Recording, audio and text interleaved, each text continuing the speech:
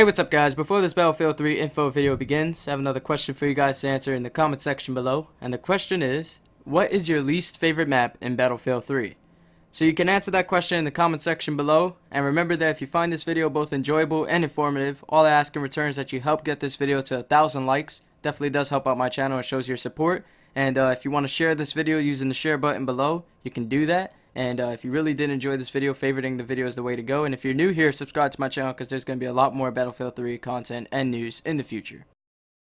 Hey, what's up guys? I got some more Battlefield 3 news for you guys today. This time concerning Armored Kill, Battle Recorder, and more. So regarding the Armored Kill DLC that's coming out in the fall, a lot of you guys have been foaming at the mouth for information regarding this DLC. And I got some information for you guys today. And the first bit of it is that there's going to be an artillery system introduced with the Armored Kill DLC.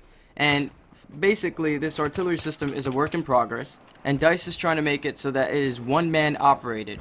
And the reason why they're trying to do this is because in previous Battlefield games where there was an artillery system, if there was a driver and a gunner, what would happen is somebody would get into the artillery system, they would drive it to this perfect spot that has the perfect overlook and can give awesome support by fire for the teammates, and then they'll get into the gunner seat, start lobbing off rounds on the artillery system, and some idiot will come, hop in the artillery system and drive it somewhere to try to get the guy out of the seat, to try to annoy the player that's using the artillery system, or to just use the vehicle to get from point A to point B like it's some sort of taxi. So they're going to try to make it one-man operated, but you won't be able to shoot and drive simultaneously like you do in a tank. And also, switching between driving and shooting will be similar to the way you switch between weapons in the jets. And you're not going to be able to go around and just use it to spot out a bunch of enemies, because that would definitely be kind of overpowering for the team that has the artillery system. Unless both teams have artillery systems, but that will still be overpowering for the weapon itself, because then there would be no point in even trying to find players, because all you gotta do is just look on the screen. You'll see a whole bunch of glowing tortilla chips and just shoot at those. So the artillery system definitely does sound like something that's going to be badass, and I know some of you guys out there would wish that it would take more than just one player to operate this system. However, even though that would be realistic, it won't be as fun, because you always have your douchebags in every game. Now, as for scout helicopters, a lot of people have been wondering if there's going to be more scout helicopters introduced in the Armored Kill expansion pack. And Alan Kurtz had this to say about it. I can't specify at the moment, but I want them to be a bigger part of Battlefield 3. And just by him saying I can't specify at the moment, that's basically him stating that DICE is definitely working on something with scout helicopters. Whether it be more scout helicopters or whatever, they're working on something. But some people think that what they're going to do is provide more vehicle unlocks for scout helicopters.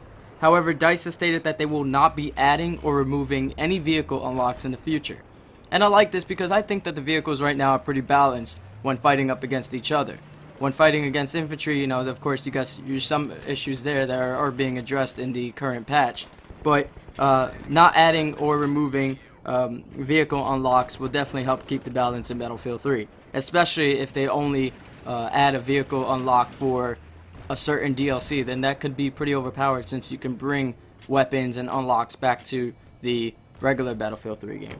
As for assignments, a lot of people have been wondering if the new DLC coming out is going to have assignments similar to what Back to Karkan had, and some of these people are raising issues about it because one of the assignments in Bad Company 2 required you to play squad deathmatch and win a certain amount of games in squad deathmatch, and people did not like that because they kind of like the classic Battlefield game modes such as Rush and Conquest, and they don't want to go and play squad deathmatch. So Gustav Halling cleared this up by stating, I will make sure we do not add win X amount of times to such a specialized game mode to it again. So you guys out there who did not like that assignment that required you to play squad deathmatch or any other certain type of game mode, doesn't have to worry again, because they're not going to do that. And I think that that's fair. You know, it allows people to play the game mode that they want while still being able to complete the assignments. Now, as for map sizes in Armored Kill, a lot of people are wondering what can they be expecting when it comes to Armored Kill map sizes. Because as you guys may know, Armored Kill is said to be featuring the largest Battlefield map in history. So that means the other maps should be pretty sizable too. And Gustav Halling has stated that he would compare the maps in Armored Kill to Fouché Pass, Dragon Valley, and Wetlands, which are some Battlefield 2 maps. And for those of you guys who have never played Battlefield 2, because I know there's many of you guys out there who have not, I put on the screen right now Caspian Border up against Fouché Pass, which is a Battlefield 2 map. And you can see how you got lines going across, going up, going down, going vertical, whatever. And the number next to that line is the size in meters.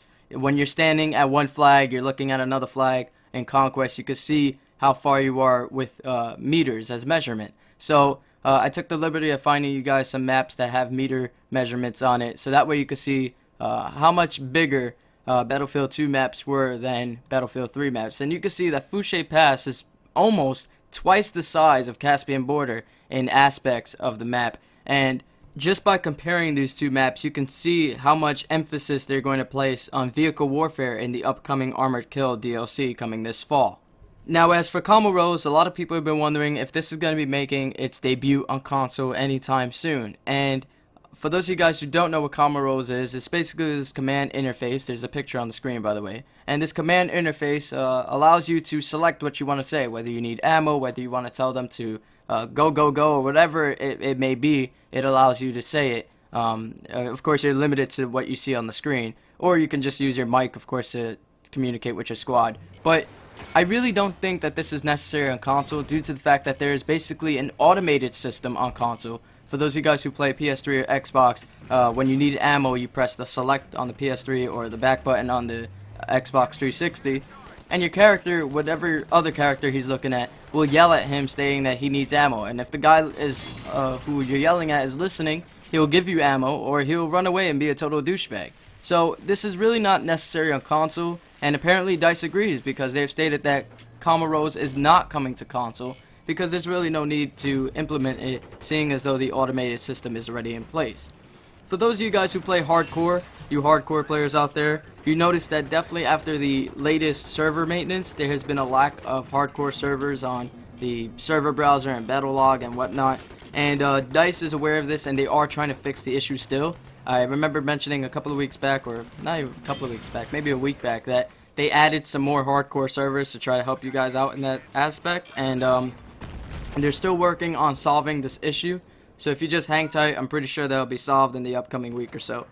As for Battle Recorder, a lot of people have been wondering about Battle Recorder, and I am one of those people. I'm a YouTuber who has some video ideas that I would like to be able to do and publish to you guys who are watching this video right now. However, I am limited in Battlefield 3 because, as you guys may know, Battlefield 3, you have limited access to what you can do with it because of the fact that there is no Battle Recorder, and only on PC can you disable the HUD, and on console you can't. And if you try to zoom in and just like leave out the HUD in the video, it definitely pixelates and degrades the quality of the video. So this is something that a lot of people have been wondering about, and DICE has stated that they may talk about features that will be enabled shortly. Needs more testing or preparation from outside in the back end. I know many people want one big thing that has been discussed for a while, and I think you guys will be happy for the change that I made. And this is basically has to be Battle Recorder. There's nothing else that a lot of people have been discussing and that they haven't already implemented in Battlefield 3. And if it is Battle Recorder, then in the upcoming weeks we may see Battle Recorder enabled, or we may see an announcement about if Battle Recorder is going to be added or whatnot. So that's all the Battlefield 3 news I got for you guys today. If you guys found this video both enjoyable and informative, all I ask in return is that you click that like button. Take a few seconds to do that. It definitely shows your support, shows that you care, shows that you want more of these videos. And if you really did enjoy it, favoriting the video is the way to go. And sharing this video using a share button below definitely does help me out. You click the share button, pops up with Twitter and Facebook and Google+, and it gives you a link. Just share with as many of your gamer buddies out there, guys who play Battlefield 3. Let them know that I'm the #1 source for Battlefield 3 news and content. So if you guys are new here, also subscribing to my channel is the way to go, because there's going to be a lot more Battlefield 3 news and content in the future. Till next time, peace.